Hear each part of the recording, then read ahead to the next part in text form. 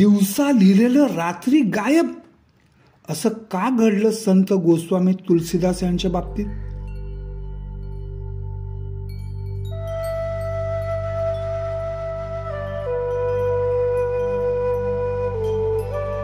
नमस्कार, मी अपर्णा अवधानी. दिवसा लिहिलेले रात्री गायब, असं का घडलं संत गोस्वामी तुलसीदास यांच्या बाबतीत? चला तर ऐकूयात संत गोस्वामी तुलसीदास यांची विलक्षण जीवन कहाणी. उत्तर प्रदेशातील गंगा नदीच्या निकटचं एक टुमदार गाव सोरोन इथं सनाढ्य ब्राह्मण कुटुंबातील आत्माराम दुबे आणि त्यांची पत्नी हुलसी दुबे सुखाने नांदत होते. सनाढ्य ब्राह्मण म्हणजे ब्रह्मदेवाच्या तपापासून उत्पन्न झालेले आणि नेहमी ईश आराधनेत व्यग्र असणारे ब्राह्मण. आत्माराम दुबे ते राजदरबारी पुरोहित होते. दरबारातील काम झाले की पूजापाठ, तपश्चर्यण आणि सांसारिक कामे करत. पत्नी हुलसी दुबे तिच्या घरच्या कामात आणि कुटुंब सांभाळण्यात व्यग्र असे. एकंदरीत खाऊन पिऊन सुखी जोडपं. विवाहानंतर 1-1.5 वर्षातच अपत्य प्राप्तीचे डोहाळे लागले. 9-9.5 महिने झाले तरी बाळाचा जन्म झाला नाही. आत्माराम आणि हुलसी त्यांचा परिवार चिंताग्रस्त झाला. एके दिवशी एका ज्ञानी साधूंचे त्यांच्या घरी आगमन झाले. त्यांनी हुलसीची अवस्था पाहून सांगितले की चिंता करण्याचे कारण नाही, बाळाचा जन्म व्यवस्थित होईल. असेच आणखीन 2-3 महिने गेले. हुलसीची अवस्था आणखीन बिकट झाली. पूर्ण 12 महिने होऊन गेले तसे तो आनंदाचा क्षण आला. बालकाचा जन्म झाला. पण सर्वांना धक्का बसला, कारण त्याच्या मुखात सर्वच्या सर्व म्हणजे 32 दात होते आणि तब्येत 5 वर्षाच्या मुलासारखी गुटगुटीत होती. आणि बालक अजिबात रडले तर नाहीच, उलट तोंडाने राम राम असे नाव उच्चारले, रामाचे नाव घेतले. जन्म होतेही ये बालक तो राम बोला, म्हणून त्याला राम बोला असे म्हणू लागले. हा दिवस होता श्रावण शुक्ल सप्तमी, म्हणजेच 11 ऑगस्ट 1511. त्याचे असे रूप बघून आत्माराम हुलसी घाबरले. हे चांगले लक्षण नाही असे म्हणत ते थेट ज्योतिषाकडे गेले. तेव्हा ज्योतिषाने त्यांना, हे बालक अशुभ आहे, या बालकाचा सांभाळ करू नका असे सांगितले. आठवडाभरातच त्यांनी रामबोलाला सोडून द्यायचे ठरवले. तेव्हा चुनिया नावाची गावातीलच गरीब स्त्री पुढे आली आणि रामबोलाला सांभाळ करण्यासाठी हरिपूरला घेऊन गेली आणि 5 वर्ष त्याची काळजी घेतली. नंतर थोड्याच दिवसात तिचे निधन झाले. बिचारा रामबोला परका झाला. त्याच्यावर दारोदार भटकत राहायची आणि घरोघरी भिक्षा मागत तो पोट भरायची वेळ आली. त्याच वेळी एका दयाळू ब्राह्मण स्त्रीने त्याच्या भोजनाची सोय केली. ती स्त्री म्हणजे साक्षात देवी पार्वती आहे असे बोलले जायचे. लहानगा रामबोला जात्याच चिंतनशील आणि अंतर्मुख स्वभावाचा होता. त्याला भगवंताची ओढ होती. श्रीरामाविषयी त्याला विशेष भक्तिभाव होता. एक दिवस एका तेजपूज्य संन्यासाची दृष्टी रामबोलावर पडली. ते संन्यासी म्हणजे थोर गुरु नरहरिदास होते. त्यांच्या निष्णात नजरेने ताडले की या बालकात काहीतरी विशेष आहे. ते रामबोलाला आपल्या आश्रमात घेऊन गेले. तिथे त्याची राहण्याची, जेवणाची सोय केली. रामबोलाला तुलसीदास या नवीन नावाने धार्मिक शिक्षणाची दीक्षा दिली. यावेळी रामबोलाचे वय फक्त 7 वर्ष होते. थोड्याच दिवसात त्याला तीर्थक्षेत्र अयोध्येला नेऊन यज्ञोपवीत विधी केला. गुरु नरहरी दास त्याला देवादिकांच्या, संतांच्या कथा सांगत, निरूपण करत, त्यांच्या जीवनातील घटना, त्यांचा मतितार्थ समजावून सांगत. तल्लख बुद्धीचा रामबोला अर्थात तुलसीदास हे सगळे लगेच आत्मसात करीत असे. एक दिवस गुरु नरहरिदास त्याला जवळच्या पवित्र बराही क्षेत्र घेऊन गेले. हे विशेष स्थान म्हणून प्रसिद्ध होते. तिथल्या मंदिरात त्यांनी पहिल्यांदाच तुलसीदासाला रामायण सांगितले. रामायणातील अनेक गोष्टी सविस्तर उलगडून सांगितल्या. याचा खोल ठसा किशोरवयीन तुलसीदासाच्या मनावर उमटला. तुलसीदास वाराणसी तीर्थक्षेत्री परतला. तिथे पंचगंगा घाट परिसरात गुरु शेष सनातन नावाचे साहित्य आणि तत्वज्ञानाचे प्रसिद्ध विद्वान राहत होते. नरहरिदास त्यांना भेटायला जात, सोबत तुलसीदासालाही नेत. गुरु शेष सनातन आणि नरहरिदास यांच्यामध्ये बऱ्याच विषयातील चर्चा झडत. तल्लख बुद्धीचा तुलसीदास ते लीलया ग्रहण करत असे आणि गुरु शेष सनातन यांना विविध शंका विचारत असे, स्वतःची मते मांडत असे. या बुद्धिमान विद्यार्थ्यांवर गुरु शेष सनातन खुश झाले. त्यांनी तुलसीदासाला शिष्य करून घेतले.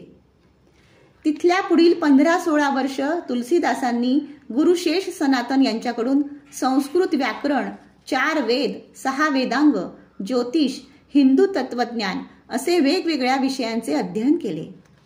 आपण मिळवलेले ज्ञान तुलसीदास मुक्त हस्ते सामान्य जनांना वाटू लागले. पदोपदी मार्गदर्शन करू लागले. सामान्य लोकांचे वेगवेगळ्या विषयातील शंका निरसन करू लागले. आता ते वैष्णव पंथातील मोठे गुरु म्हणून प्रसिद्ध पाहू लागले. गो म्हणजे इंद्रिय किंवा ज्ञान आणि स्वामी म्हणजे मालक. या अर्थाने तुलसीदासांना गोस्वामी तुलसीदास असे नामाभिधान प्राप्त झाले.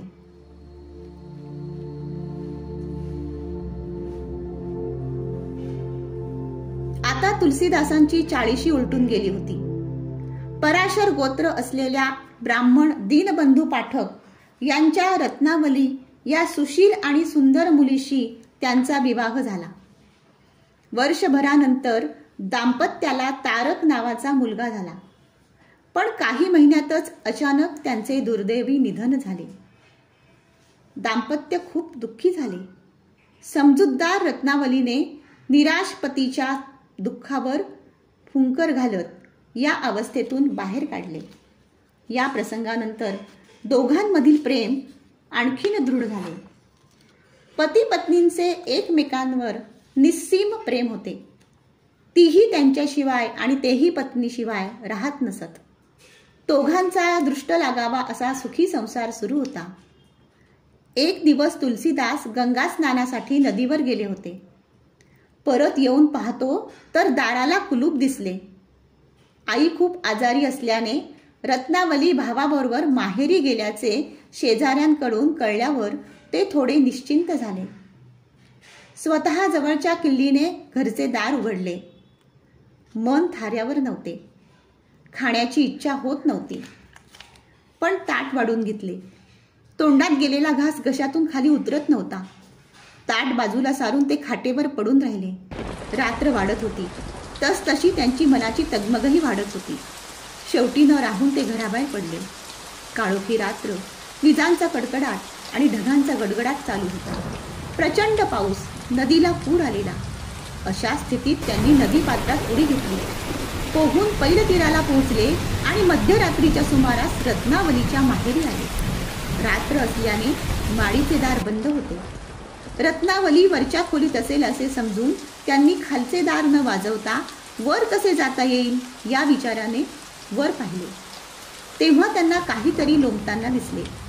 त्याला पकडून ते वर गेले. खरे तर तो एक साप होता, पण त्यांना त्याचे कसलेच भान नव्हते. कोणीतरी आल्याची चाहूल रत्नावलीला लागली. दरवाजा उघडून पाहते तर ओल्या चिंब अवस्थेत तुलसीदास उभे. ती आवाक झाली आणि म्हणाली, एवढ्या पावसात आपण आलात कसे? नदी दुथडी भरून वाहते. इतक्या पाण्यातून पोहून आलात? जीवाला काही झाले असते तर?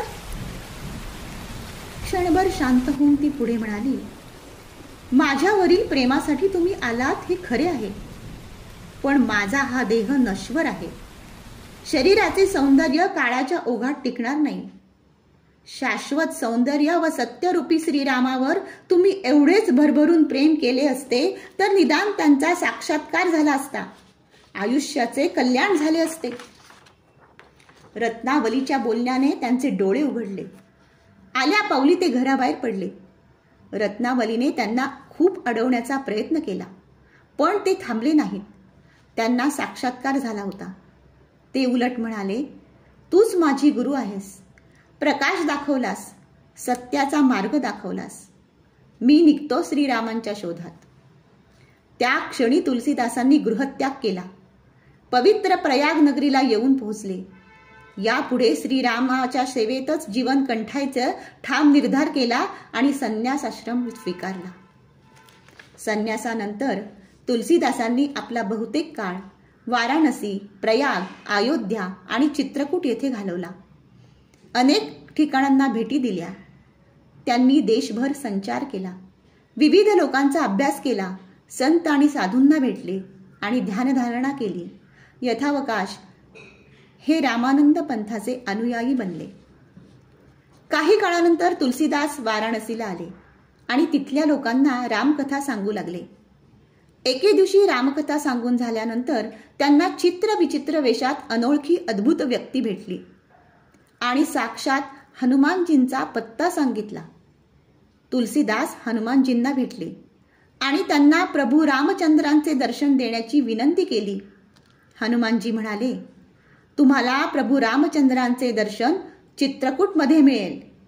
हे ऐकल्यावर तुलसीदास चित्रकूटकडे निघाले. चित्रकूटला पोहोचल्यानंतर त्यांनी रामघाटावर प्रदक्षिणेसाठी निघाले. त्यांना दिसले की 2 अतिशय देखणे राजपुत्र घोड्यावर स्वार होऊन धनुष्यबाण घेऊन चालले होते. पण ते कोण हे तुलसीदासांना समजले नाही. एवढ्यात हनुमानजी मागून आले आणि त्यांनी सांगितले की ते साक्षात श्रीराम होते आणि त्यांच्यासोबत त्यांचे बंधू लक्ष्मणजी होते. तुलसीदास त्यांना ओळखू शकले नाहीत म्हणून हळहळले. पण हनुमानजींनी पुन्हा श्रीरामांचे दर्शन होईल असा विश्वास दिला. पुढच्या मौनी अमावस्येला श्रीराम बालकाच्या रूपात पुन्हा त्यांच्यासमोर प्रगट झाले. साक्षात प्रभू रामचंद्रांना समोर पाहून तुलसीदासांना अत्यानंद झाला आणि श्रीरामांचे रूप पाहण्यात दंग झाले. त्यांचे भान हरपले. स्वतः प्रभू श्रीरामांनी स्वतःच्या हातांनी त्याच्या कपाळावर चंदन तिलक लावला आणि काही वेळातच अंतर्धान पावले. प्रभू रामचंद्रांचा हा अद्भुत साक्षात्कार झाल्याने तुलसीदास धन्य धन्य झाले. यानंतर हनुमानजींच्या आदेशाने त्यांनी अयोध्या आणि प्रयागराजमध्ये परिक्रमा केली. वाराणसी येथे परतल्यावर त्यांची काव्य प्रतिभा बहरली आणि त्यांनी संस्कृतमध्ये कविता लिहिण्यास सुरुवात केली. पण दिवसा त्याने रचलेले सर्व श्लोक रात्री गायब होत असत. ही घटना दररोज घडत होती. असं का होतंय हे त्यांना समजेना. 8व्या दिवशी तुलसीदासजींना एक स्वप्न पडले.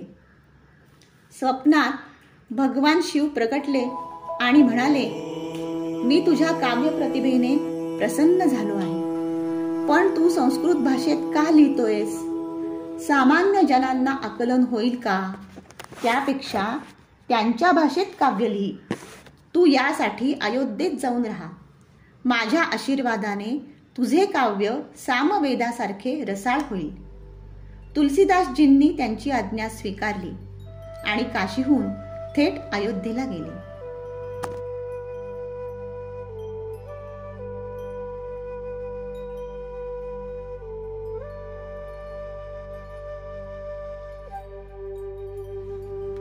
इसवी सन 1574 रामनवमीचा दिवस. तुलसीदासजींनी अवधी भाषेत श्री रामचरितमानस लिहिण्यास सुरुवात केली. अवधी भाषा ही हिंदी प्रांतात वापरली जाणारी एक बोली भाषा, अर्थात हिंदीची उपभाषा आहे. सर्वसामान्य जनांना संस्कृत समजणे कठीण होते, म्हणूनच भगवान शिव यांनी सामान्य जनांच्या भाषेत काव्यरचना करावी असे सांगितले होते. त्या आज्ञेला अनुसरूनच गोस्वामी तुलसीदास यांच्याकडून श्री रामचरितमानस रचना होत होती. तुलसीदासजींचे हस्ताक्षर अतिशय सुंदर होते. त्यांनी सुलेखन कला आत्मसात केली होती. त्यांच्या सुंदर हस्ताक्षरातील ग्रंथांची पाने पाहताना भाविक भान विसरत. एक अतिशय महत्त्वाचे कार्य त्यांच्या हातून घडत होते. या काव्याचे 7ही अध्याय 2 वर्ष 7 महिने आणि 26 दिवसात पूर्ण झाले. तो दिवसही विशेष होता, कारण त्रेतायुगात याच दिवशी प्रभू रामचंद्रांचा विवाह झाला होता. शिव आज्ञेनुसार पूर्ण झालेला काव्यग्रंथ घेऊन तुलसीदास वाराणसीला आले. तिथे त्यांनी श्री काशी विश्वनाथ आणि माता अन्नपूर्णा यांना श्री रामचरितमानस कथन करून काव्यग्रंथ अर्पण केला. दुसऱ्या दिवशी सकाळी जेव्हा मंदिराचे दरवाजे उघडले तेव्हा त्या ग्रंथावर सत्यम शिवम सुंदरम ही अक्षरे उमटलेली दिसली आणि साक्षात भगवान शिवाची त्या खाली स्वाक्षरी होती. गाभाऱ्यातूनही सत्यम शिवम सुंदरमचा ध्वनी घुमत होता. ही वार्ता काशीच्या पंडितांच्या कानी गेली तेव्हा त्यांच्या मनात मत्सर निर्माण झाला. त्यांचे पित्त खवळले. हा कोण उपटसुंभ आला आणि संस्कृत सोडून अवधी हिंदीत काव्य केले. ते रामचरितमानस हा ग्रंथ नष्ट करण्याचा प्रयत्न करू लागले, पण त्यात त्यांना यश आले नाही. तुलसीदासांनी स्वतःच्या हस्ताक्षरात रामचरितमानसाच्या आणखीन काही प्रती तयार केल्या आणि लोकांना वाटल्या. रामचरितमानस लोकांना प्रचंड भावले आणि त्याची लोकप्रियता दिवसेंदिवस वाढू लागली. सामान्य जन स्वतःच्या हस्ताक्षरात रामचरितमानस लिहून काढत होते आणि त्याचे पठण करीत होते. सुमारे 500 वर्षापूर्वी आधुनिक प्रकाशन सुविधा नसलेल्या काळातही तुलसीदासांची कविता जनसामान्यांपर्यंत पोहोचत होती. महर्षी वाल्मिकीद्वारा रचित संस्कृत रामायणावर आधारित श्री रामचरितमानस हा ग्रंथ तुलसी रामायण या नावाने सर्वदूर पोहोचायला सुरुवात झाली. अलौकिक प्रतिभेतून निर्माण झालेले हे महाकाव्य पाहून संत गोस्वामी तुलसीदास हे महर्षी वाल्मिकीचा अवतार आहेत याची लोकांना खात्री पटली. हा नुसता काव्यग्रंथ राहिला नाही तर तो लोकांचा झाला. लोकग्रंथ म्हणून मान्यता पावला. जनसामान्य लोक रामचरितमानसाच्या चौपई गात आनंदात नाचत होते. यामुळे या काव्याची कीर्ती फक्त भारतातच नाही तर देशोदेशी पसरत होती. वाराणसीतील तुलसीदासांचे समकालीन मधुसूदन सरस्वती हे अद्वैत वेदांताचे महान तत्वज्ञ होते. रामचरितमानस वाचल्यावर तुलसीदासांची प्रतिभा पाहून ते थक्क झाले. हे काव्य निसंशय श्रेष्ठ असल्याचे त्यांनी प्रतिपादन केले. मुघल सम्राट अकबराच्या दरबारातील प्रसिद्ध मुस्लिम कवी अब्दुर रहीम खान यांनीही रामचरितमानसाचा मोठा गौरव केला. त्यावेळचे ब्रिटिश इतिहासकार विन्सेंट स्मिथ यांनी तुलसीदासांना अलौकिक रचना करणारा महान पुरुष असे म्हणत गौरव केला.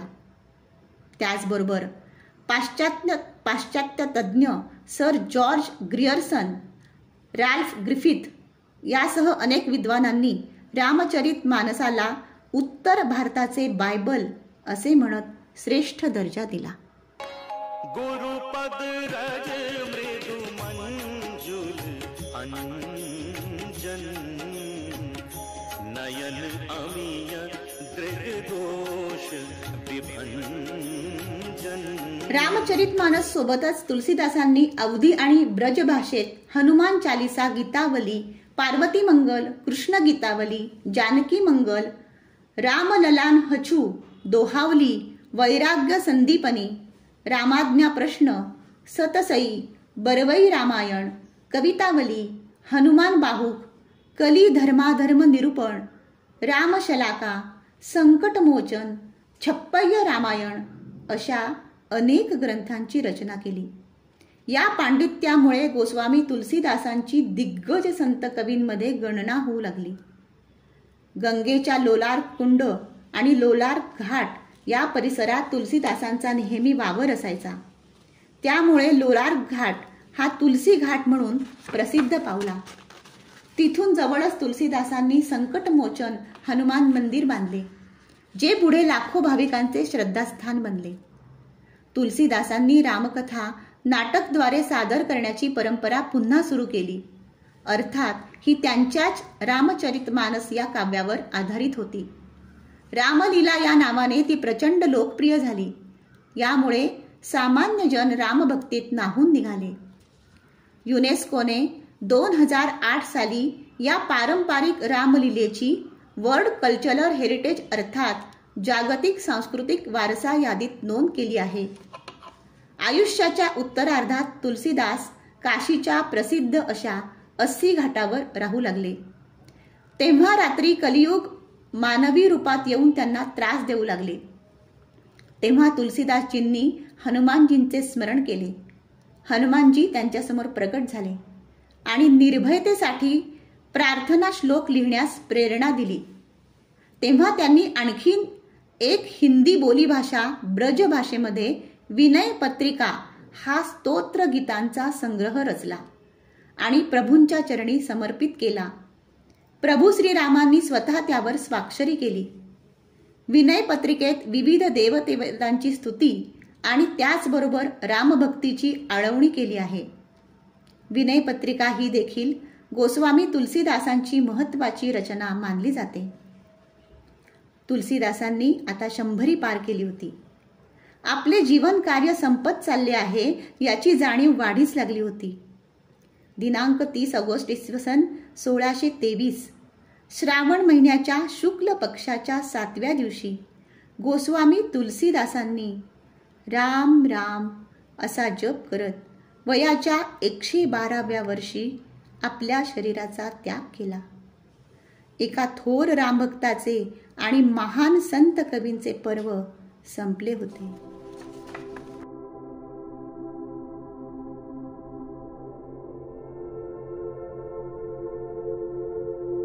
हा व्हिडिओ कसा वाटला ते कमेंटमध्ये लिहून नक्की सांगा. या व्हिडिओला लाईक आणि शेअर करा. आपल्या यूट्यूब चॅनलला सबस्क्राईब केलं नसेल तर सबस्क्राईब आवर्जून करा. धन्यवाद.